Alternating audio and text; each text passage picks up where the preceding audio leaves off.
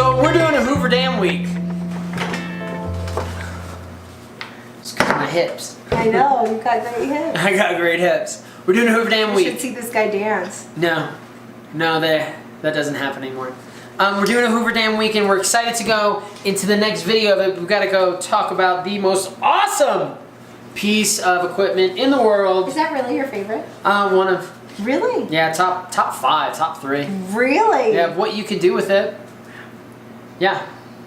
What? I mean, especially for going the lab to the field, but you know, right. We've done a video on that. Let's throw that video link below. Right. Why don't you go into why this is so important? So we are, for the month of January, doing a giveaway. Thank you so much. Giveaway! With 3 pocket penetrometers. 7. Is it pocket or? Handheld pocket penetrometer. I don't know if you need to say handheld penetrometer. because you're not putting it into your pocket. It's actually in its own sheath on your belt.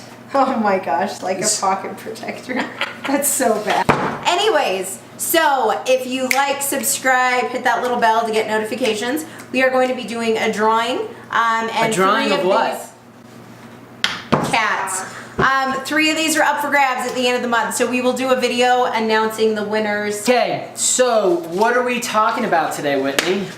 Boom! Mixed design for the Hoover Dam. The Hoover Dam. We need to. You know, the mixed design was pretty cool. There's a few books. This one you can get on Amazon. This and this I got from the Hoover Dam bookstore. And there's a bunch of papers. There's a wonderful paper by J. David Rogers, published by the American Society of Civil Engineers. It's called the Hoover Dam 75th Anniversary History Symposium.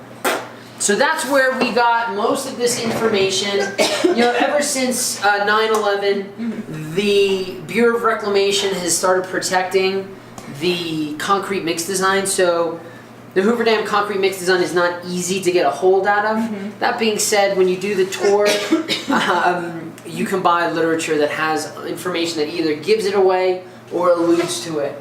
So what was crazy about the Hoover Dam, they had to use a lot of locally sourced materials. The Hoover Dam wasn't located next to an area that had been built up and there was no existing material. So a lot of material that they used was blasted from that, you know, that canyon. Oh, sure. But not only that, the material that was used, especially the aggregate, was a lot larger than aggregate that you would normally find in dams. Normally you would have an 8-inch diameter, and this stuff was 9-inch diameter plus. You know, from this J. David Rogers paper, Pachuli's going to hand the link in there. There was some information that was talked about, and if you combine that with the Hoover Dam, An American Adventure, one of the best books I have ever read about the Hoover Dam, and it really goes into some of the most amazing stories about the first folks there. It goes into depth about the concrete mix design, the cooling system, the amount of concrete poured, how it was poured, but you know, the information from both of these, the paper and the book, is where we're getting this from.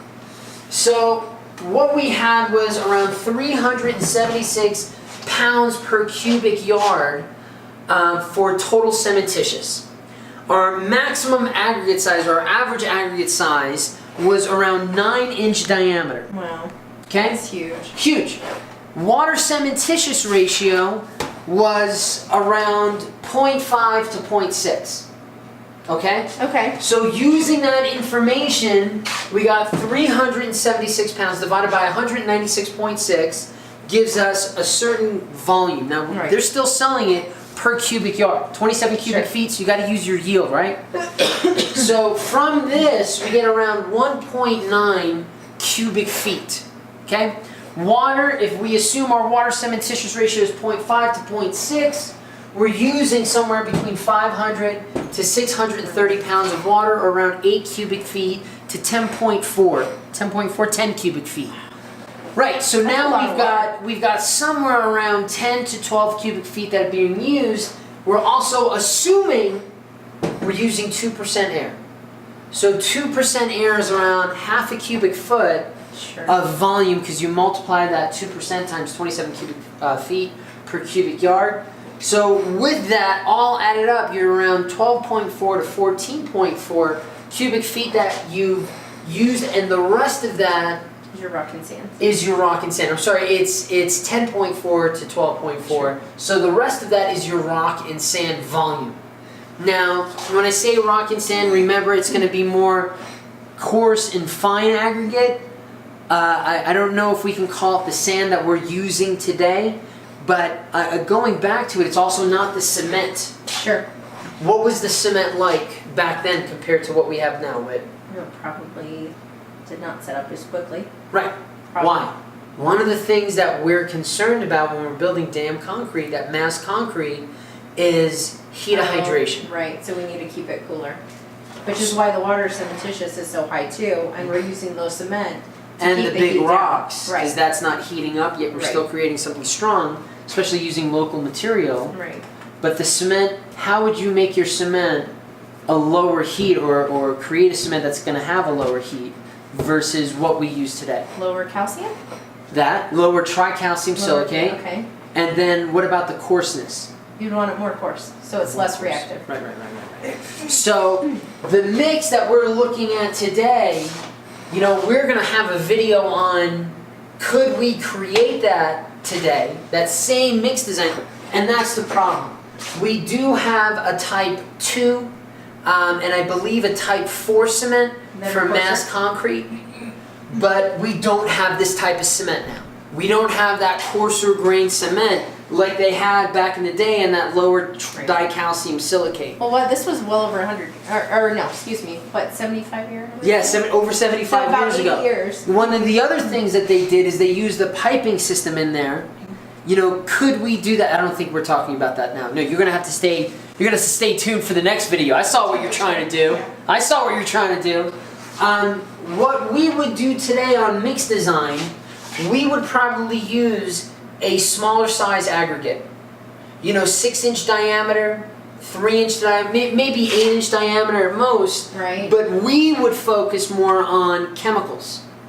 You know, we would hydration down. Right, we would focus more on filler materials on the cementitious side, you know, to get that flowability without having to use as much of that powder that costs a lot of money to produce and we just don't have, as well as supplementary cementitious materials.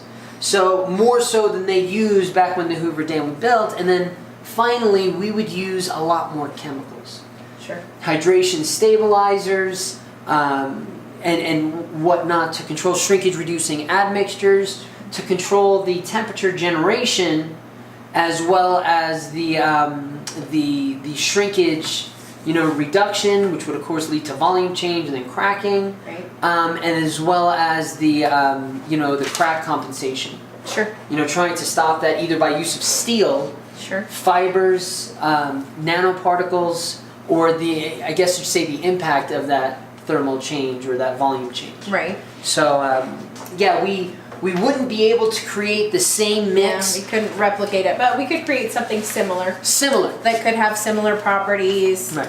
delay in Similar your properties. time is set, those sorts of things. We don't need strength immediately. Right. What we need is temperature control and strength over time, and then of course ASR mitigation, because that's what a lot of dams are having problems with. ASR, you have a little bit of ASR growth over a large dam and it has a large impact, especially on hydroelectric equipment that has a very small tolerance. So yeah, so this is a great mix design, and I think it's important to recognize where we were based off of the information that you get from digging through these two works, and then how would we Try to replicate it. replicate the properties fresh and hardened Right. using the materials today. So we hope you learned something out of this, and if you have any questions, please let us know. We had a great time filming this. So thanks for joining while we memory card this information. Go concrete! Beat asphalt.